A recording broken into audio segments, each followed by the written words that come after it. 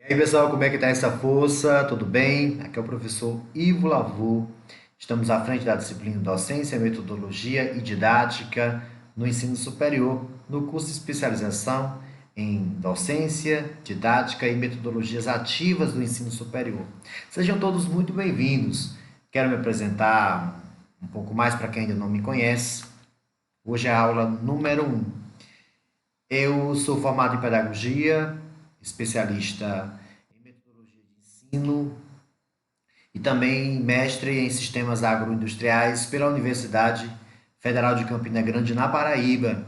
Atualmente atuo com formação de professores, sou criador do Instituto Ivo Lavô e estou à frente dessa disciplina.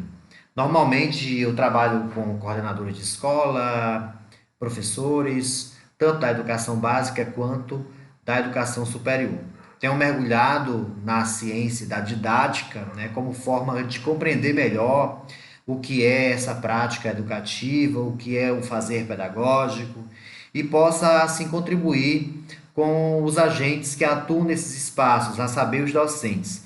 Especialmente você que é docente e não tem uma formação pedagógica, ou você que já tem uma formação pedagógica, mas está buscando uma complementação por meio desse curso. Sejam todos muito bem-vindos e eu espero contribuir com vocês. Nossa disciplina, ela tem objetivos muito bem claros, muito bem consolidados, porque eu interpreto, eu considero que a educação, o processo educativo, ela é como uma viagem. Em uma viagem, nós temos que saber para onde nós estamos indo. Isso é o objetivo, né? Um objetivo muito bem elaborado, estipulado. Ninguém sai de lugar nenhum para lugar nenhum. Nós saímos de um lugar específico para um lugar específico. E eu quero que nós cheguemos a alguns lugares, e entre eles está o de reconhecer os principais conceitos da prática educativa. Quero que ao final desta cadeira nós venhamos reconhecer os principais objetivos, aliás, os principais conceitos relacionados à prática educativa, a saber, didática, prática pedagógica e a própria docência. É interessante destacar que muitas vezes esses termos aparecem misturados e até muitas vezes sinônimos, mas é interessante que nós saibamos a abrangência de cada um, o recorte de cada um, a dedicação de cada um, o mundo de cada um, e possamos também verificar as ambiguidades e as relações. Todos eles têm sua área de abrangência, têm sua característica, mas eles entre si se complementam. Por exemplo, o que é a didática? Aí é importante nós destacarmos a historicidade. A didática já representou uma série de questões. E nossa disciplina ela vai trabalhar a historicidade da didática para nós compreendermos o que é esta ciência. Ela emana da pedagogia e é interessante que a gente também fale sobre pedagogia e o que é pedagogia, epistemologicamente falando, né? Como que a pedagogia atua e qual é a relação dela com a prática pedagógica. E aí entra a questão da prática pedagógica. A concepção que você tem de pedagogia é a concepção que você terá de prática pedagógica. E isso, por sua vez, reboca na docência, porque a docência é a ponta, né? É a atuação do profissional que está lá responsável pela prática educativa, pela prática pedagógica. Fará um processo didático para que isso possa acontecer. Viu que tem uma relação e tudo isso nós vamos estudar em nossa disciplina. Segundo, compreender a importância da formação continuada para o sucesso profissional frente aos desafios da contemporaneidade. Se há 20, há 30 anos atrás, talvez, tínhamos uma total segurança de que o que aprendíamos na faculdade iríamos aplicar em nosso trabalho, uma das questões bem importantes do nosso tempo chama-se inovação. Veja só o que está acontecendo, por exemplo, nesse tempo de pandemia. Tivemos que reaprender algumas formas de ensinar e de aprender, né?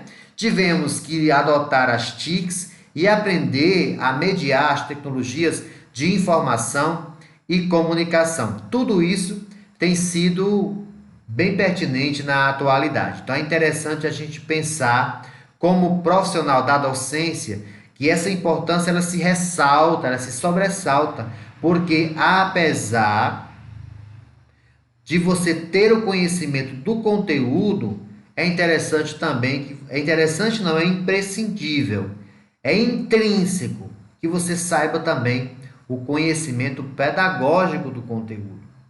Todo conteúdo ele é potencialmente significativo. Agora, quem transforma o conteúdo potencialmente significativo num conteúdo relevantemente significativo é o aluno, através de um processo mental. Mas ao professor cabe as estratégias. E aí que nasce a prática pedagógica, o fazer pedagógico. Por isso, a importância da formação permanente, a formação continuada, especialmente você que está na docência. Seja muito bem-vindo. Aqueles que não são professores de carreira e fazem esse curso, estão na docência, ainda mais esse curso se faz necessário, pois o conhecimento pedagógico é diferente do conhecimento do conteúdo. E esse saber pedagógico, ele fará a diferença na sua vida, que eu tenho certeza que você está na docência porque gosta, especialmente aqueles que não são professores de carreira e caíram na docência. Seja por uma necessidade ou seja por amar, você precisa do conhecimento pedagógico. E os professores de carreira também. A forma como agia-se pedagogicamente há 20 anos atrás não é o mesmo agora. Nós temos outras descobertas, contribuições da neurociência, contribuições de outros professores e outros profissionais e outros pedagogos e outros especialistas da contemporaneidade que falam a respeito de como o cérebro aprende. Todas essas questões são muito interessantes e nós estaremos aqui pelo menos discutindo. Esse espaço é um espaço de discussão, seja bem-vindo aí. E por fim, nós implementaremos aqui, claro, uma criação de um espaço de projetos, como o plano de aula, por exemplo. Nós montaremos uma espécie de mentoria, né, ao final desta disciplina, para que possamos criar um plano de aula na perspectiva ativa, na perspectiva reflexiva, a partir de todo o aparato teórico que nós iremos reunir nessa disciplina. Nosso conteúdo já está postado na parte de arquivos. Você vai lá na parte de arquivos do portal acadêmico e pode ter acesso a esse conteúdo que nós estamos trabalhando nessa aula de hoje. Afinal de contas, uma perguntinha que não quer calar. Afinal de contas, como se caracteriza a prática docente? Como é que ela pode ser caracterizada? Nós vamos apresentar para você dois elementos, ou dois pilares, ou duas características de como a prática pedagógica, muitas vezes, a prática docente, melhor, ela se apresenta. E eu vou usar aqui dois termos gregos para isso, poiesis. Ou a prática pedagógica ela é poiesis, ou a prática pedagógica ela é praxis. E o que seria a poiesis e o que seria a praxis? Nós sabemos muito bem que, por mais que os docentes eles estejam bem intencionados, não é a intenção, a boa intenção, vamos dizer assim, apesar de ter intencionalidade, toda prática pedagógica ela é intencional. A boa intenção de estar fazendo bem, não necessariamente você está fazendo o bem e bem a prática docente. Quando o professor ou o docente, ele limita-se a estar reaplicando metodologias que ele aprendeu, é uma experiência exitosa de um companheiro ou de uma instituição ou de algo que ele leu, ele vai ficar a reboque da poiesis, reproduzindo práticas como forma de ocupar o tempo da aula. Uma outra questão interessante a se refletir aqui. Eu dei minha aula, eu dei conteúdo. Essa é a grande utopia dos professores. E serve até como desencargo de consciência. Eles não aprenderam porque não quiseram. Eu dei tudo. A questão pedagógica não é bem assim. Ser pedagógico não é você dar tudo. Eu não sei nem de onde surgiu essa expressão dar aulas. Eu tenho até não é discordância. Eu, de uma certa forma, eu me limito a estar utilizando esse termo quando se refere à prática docente. Dar aula, eu vou dar aula, né? Apesar de ela ser aplicável. Mas se não tivermos cuidados, alguns cuidados, o dar aula é não ser pedagógico, né? Então, assim, a poiesis é aquela prática descompromissada da intencionalidade, descompromissada da consciência de se saber que determinadas práticas têm implicações. Então, eu preciso ter um certo grau de assertividade nas minhas práticas.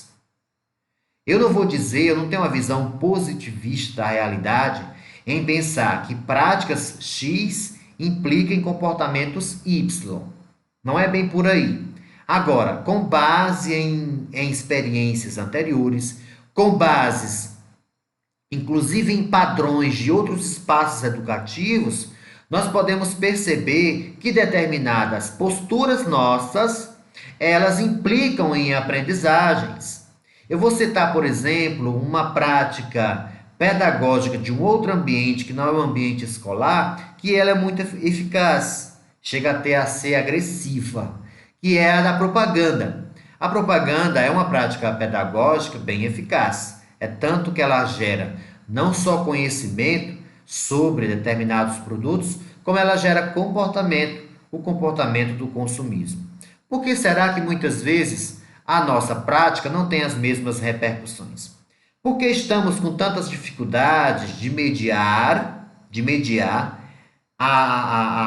o uso, por exemplo, de tecnologias como as TICs, as tecnologias de informação e comunicação, dentro dos espaços formativos denominados aulas. É nesses espaços que nós temos que adotar a praxis. A poiesis, portanto, aqui fechando, seria uma prática descompromissada de objetivos. Eu aprendi agora um método bem interessante, que eu já fazia, mas de forma errada, que é o planejamento reverso, onde a primeira coisa que eu faço é explicitar os objetivos. Enquanto eu não elenco os objetivos, eu não começo nenhuma aula. Porque, se nós pensarmos bem, eu verifiquei que quando eu construo o objetivo, começa a nascer as estratégias, porque eu estou sabendo para onde eu vou. O que eu quero com vocês? Que vocês reconheçam a prática educativa, conheçam e reconheçam conceitos de didática, de prática pedagógica, de docência. Então, eu vou caminhar vislumbrando isso. Então, todas as minhas aulas, elas terão o atendimento a esses três objetivos. Por isso, a praxis, diferente da poiesis, é uma prática repleta de intencionalidade. Então, a prática docente, praxis, ela reconhece a importância da consciência das nossas ações, as implicações das nossas ações dentro do espaço formativo. Eu vou reunir ali determinadas ações que possa ter um certo grau de assertividade. E nós sabemos que a assertividade que todo docente requer é a aprendizagem. Então, se não está acontecendo a aprendizagem, que é a minha função ali como docente, antes de estar somente criticando os alunos que não querem, que não se envolvem, que não se engajam, eu preciso criticar a minha própria prática. E é nesse sentido que eu realizo um pensamento praxis. A praxis é quando eu vou agindo com intencionalidade, objetivos e metodologias muito bem traçadas, para que eu possa realmente vislumbrar o que a minha função ela está exigindo naquele espaço. A docência, eu e você que somos docentes, nós precisamos ser pedagógicos, mas infelizmente nem todos os docentes são pedagógicos. Eu elencaria alguns problemas de vocês, porque nós não conseguimos ser pedagógicos. Primeiro, você ensina como você aprendeu. Você ensina como seu professor lhe ensinou. Você não respeita o espaço histórico contemporâneo. Então é preciso que você respeite o espaço histórico contemporâneo e possa refletir sobre esse espaço e atuar relevantemente nele. Isso é praxis. Há práticas docentes, poderíamos concluir, constituídas pedagogicamente, e há práticas docentes sem a perspectiva pedagógica. Então, a poiesis é a prática docente sem a perspectiva pedagógica. E a praxis é a prática pedagógica com a presença, é a prática docente com a presença da prática pedagógica, do fazer pedagógico. Então, o agir mecânico, o agir que desconsidera o contexto, que desconsidera a afetividade, que desconsidera uma série de questões que levam o aluno a engajar e a aprender, essas práticas elas podem ser consideradas poieses e são práticas docentes não pedagógicas, já que o nosso fazer exige um certo grau de assertividade. Então, as práticas pedagógicas, para aqui já dando um conceito para vocês, as práticas pedagógicas se organizam intencionalmente para atender a determinadas expectativas educacionais solicitadas, requeridas por uma determinada comunidade social. Qual é a demanda? A disciplina é uma demanda. A universidade que você está é uma demanda. O público-alvo que você atende é uma demanda. Todas essas coisas precisam ser consideradas e a nossa prática agir com assertividade nelas. Eu deixei essa palavrinha aí errada. Ó. Pedagogia. É pedagogia, viu, gente? É porque eu sou dislexo e eu digito errado. E eu deixei, um aluno até observou numa aula que eu dei, eu disse, deixa aí, que eu vou só dizer para os meus alunos, a minha nova turma, que eu sou dislexo. Então, qualquer troca de palavras, de sílabas que ocorrer aqui, me perdoe. Eu descobri a dislexia recentemente e foi muito show de bola isso, eu descobri-la e agora estou convivendo com ela. Vamos ver algumas relações e ambiguidades entre educação, pedagogia e prática pedagógica. De pronto, pode-se afirmar que a educação, numa perspectiva epistemológica, né, é objeto de estudo da pedagogia.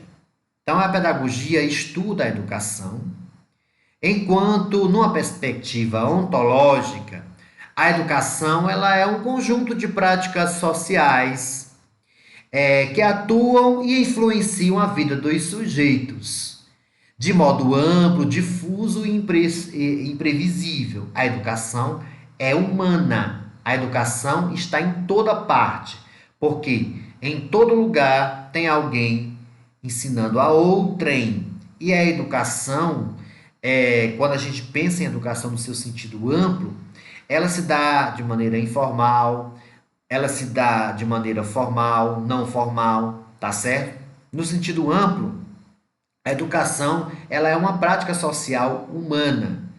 Desde a mãe ensinando lá a criança a dar os primeiros passos, não é? Até a questões mais complexas, como é o processo formativo escolar, né? Que é mais científico, etc. Por sua vez, a pedagogia pode ser considerada uma prática social que procura organizar. Então, enquanto que a educação é essa prática social, que às vezes ela é desorganizada e até disfuncional e assistêmica, no caso da educação, a pedagogia ela vem organizar, sistematizar, compreender, né, as nuances do processo pedagógico para poder ganhar esse processo ganhar assertividade, trabalhar com intencionalidade, com objetivos claros do que se realmente quer. A propaganda já faz isso, o comércio já faz isso. E a educação se organiza nos documentos, mas quando vai lá para a ponta, quando o principal agente implementador da educação formal vai atuar, que é o profissional docente, aí começam os pecados. Não estou culpando o professor de tudo, mas nós podemos fazer muita coisa. E quando nós somos pedagógicos, nós somos muito mais relevantes. E a escola nesse contexto? Né? E a escola nesse contexto? E a escola e a universidade? A escola e a universidade e as suas práticas pedagógicas têm encontrado dificuldades em mediar e potencializar as tecnologias educacionais. E nossa disciplina, ela vai contribuir para que você possa bem gestar isso. Ora, como eu posso ser pedagógico no meu tempo? Como eu posso ser pedagógico ensinando sociologia no curso de direito, ensinando biossegurança no curso de farmácia, no curso de pedagogia? Como é que eu posso atuar relevantemente, com intencionalidade, com objetivos muito claros e com um certo grau de assertividade nesses espaços? Esse é o nosso desafio. Se a propaganda já faz com grande eficácia, como eu posso fazer? Então, nós precisamos observar alguns padrões desses espaços na igreja, padrões existentes nos espaços de igreja, nos espaços onde você está organizados, porque que eles possuem eficácia naquilo que eles fazem, viu? Dislexia. Como transformá-las em processos pedagógicos numa perspectiva emancipadora? Como educar, formar, mediando tantas influências educacionais de outros contextos que não os formais, né? A propaganda, a mídia, a rede social, tá lá, ó, bombardeando os nossos alunos de informações, não necessariamente de conhecimentos, de informações, mas em alguns casos essas informações são tão bem organizadas que aquela prática, ela chega a ser uma prática pedagógica que surte comportamentos e surte em saberes que passam a ser condutas da vida social, né? E é importante que nós possamos estar vendo essas expertises e possamos para as nossas práticas. Diferentes concepções de pedagogia e diferentes concepções de práticas pedagógicas. Como teoria da instrução, a pedagogia, no caso, ela tem duas. Nós vamos trabalhar a pedagogia aqui em duas perspectivas. Então, a prática pedagógica que nós vamos trabalhar também será em duas perspectivas, porque a partir da perspectiva de pedagogia que se adota em um país, em uma escola, em uma universidade, a prática pedagógica vai estar de acordo com a pedagogia ali existente, já que a pedagogia compreende, organiza, sistematiza a prática educativa, a educação. E aí o professor atua nessa prática, às vezes pedagogicamente, às vezes não. Nós temos a técnico-científica, que nesse caso é a preocupação instrucional com o repasse dos conteúdos, dos conhecimentos historicamente acumulados. Se a nossa prática pedagógica se reduzir a isso, nós somos técnico científico. Só repasse conteúdo, né? Sem se preocupar necessariamente com o tempo histórico, a parte socioeconômica, a parte cultural, a parte emocional e toda a formação do ser humano, que é muito mais complexa do que se encher de intelectualidade. E nós temos a técnico-emancipatória. Essa outra epistemologia da pedagogia vem tratar da pedagogia como uma prática social conduzida por um pensamento reflexivo sobre o que ocorre nas práticas educativas, bem como por um pensamento crítico do que pode ser a prática educativa. Nessa perspectiva, as práticas pedagógicas, por sua vez, realizam, dando sustentação a uma prática docente também reflexiva, também crítica. O que é uma prática reflexiva e uma prática crítica? Eu considero o tempo histórico da atualidade, a contemporaneidade. Eu consigo atualizar a minha prática, né? De acordo com a série de expertises que nós vamos adquirindo dentro dos espaços formativos. Eu gosto muito de uma professora, ela chama-se Janaína Mourão. Eu sigo ela nas redes sociais e ela foi premiada por uma universidade americana e ela traz algumas reflexões interessantes. Ela disse: o que que não pode faltar numa aula, né? O que que não pode faltar numa aula? E ela disse: primeiro, na aula não pode faltar um ritual lógico. Eu tenho que ter o meu ritual. O aluno tem que observar o nosso padrão de aula. Isso não quer dizer que todas as nossas aulas serão do mesmo jeito, mas é interessante que nós tenhamos um padrão.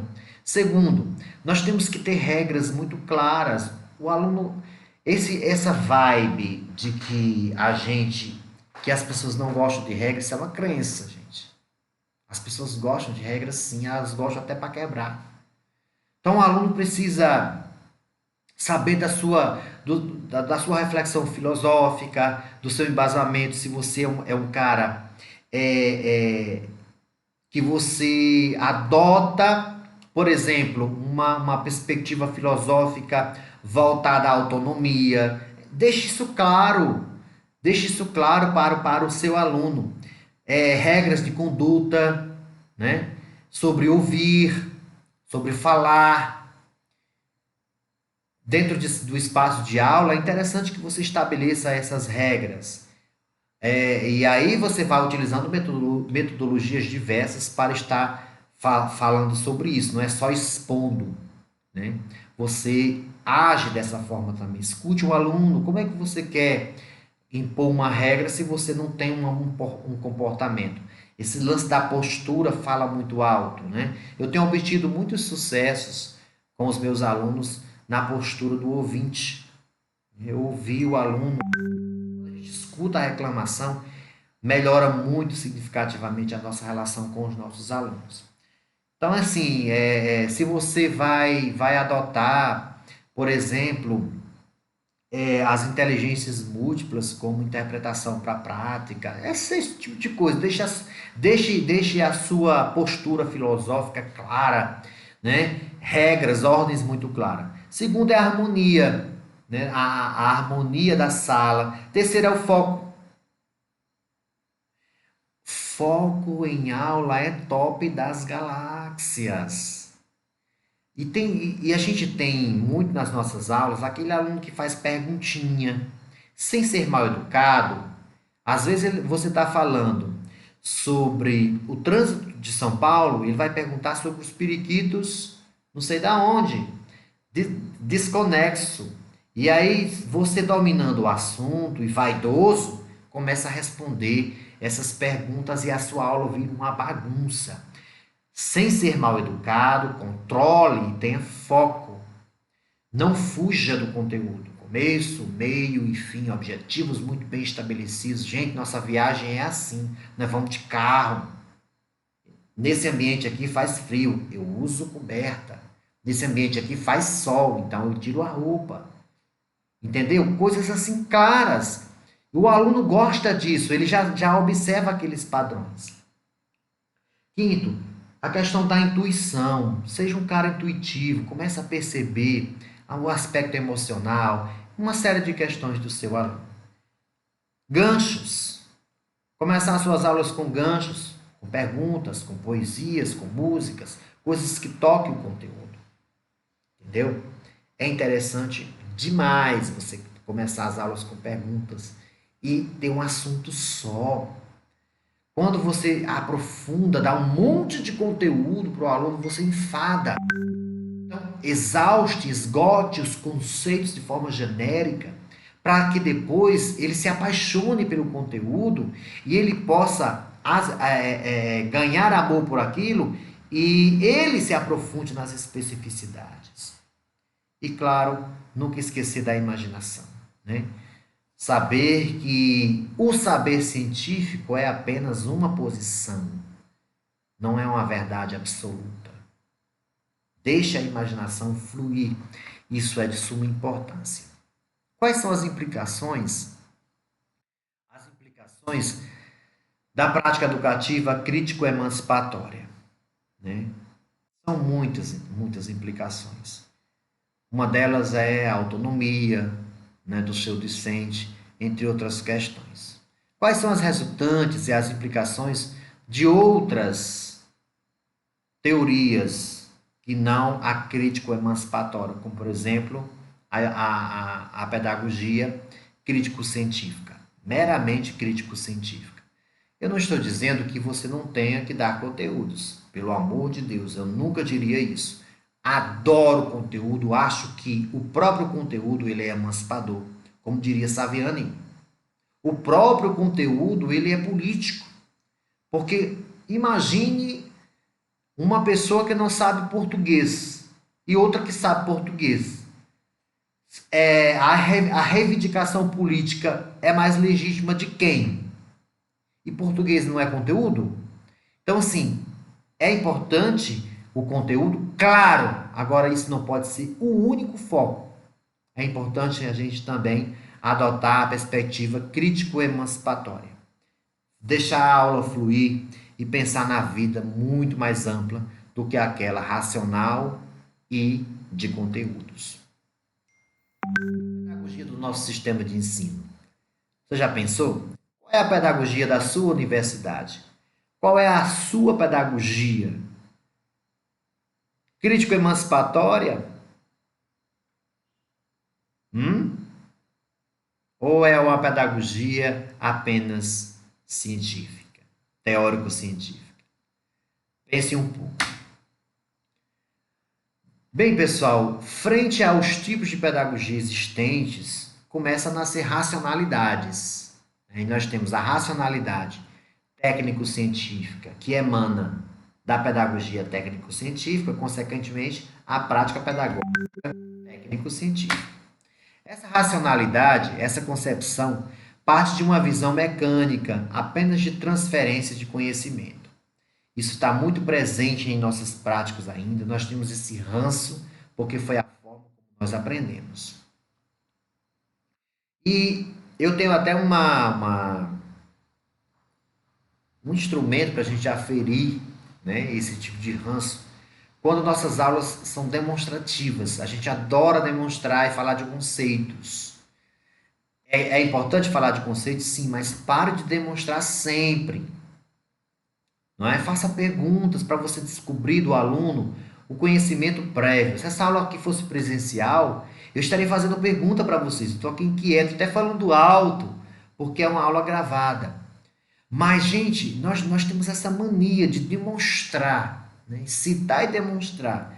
Se você está assim, é um indicador de que você é tradicionalíssimo e sua aula é meramente científica, teórico-científica.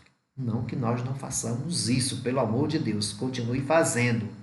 Mas é interessante que você envolva o aluno no processo, que até numa palestra é possível uma pessoa ficar ativa, desde que você encabece o processo. Saiba tocar o emocional, envolva, né, o seu discente no processo. Com uma pergunta, por exemplo, falando com ele, da roupa dele, do cabelo, algo que envolva ao conteúdo.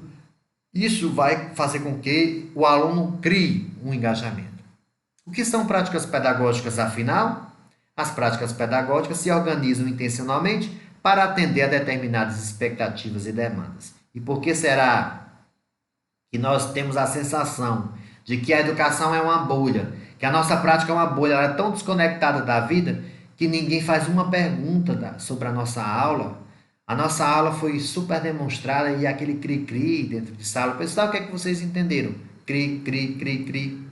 Por quê? Por que isso acontece? Porque às vezes a aula é desconectada da vida. Parece que a educação é uma bolha, né? Uma bolha que está fora e desconectada da vida. Que nós não façamos isso. A educação é vida e não é uma mera demonstração de conceitos. Os conceitos podem até ser ressignificados, confrontados com a nossa própria atualidade, aplicados e etc. Princípios da pedagogia na perspectiva crítica, ou da prática pedagógica na perspectiva crítica.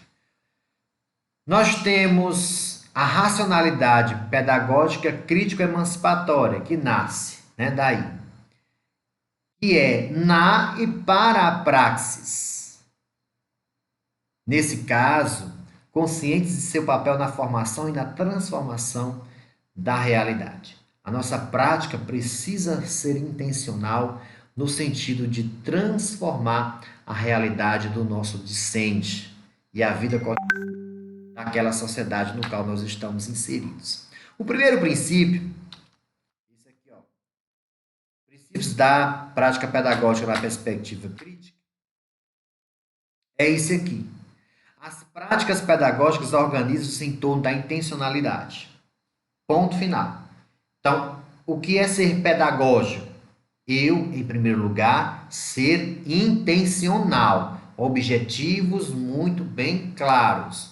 Se os objetivos da minha aula é um rito do plano de ensino, é um rito do plano de aula, Ctrl+C, Ctrl+V, eu posso estar incorrendo no risco da poiesis.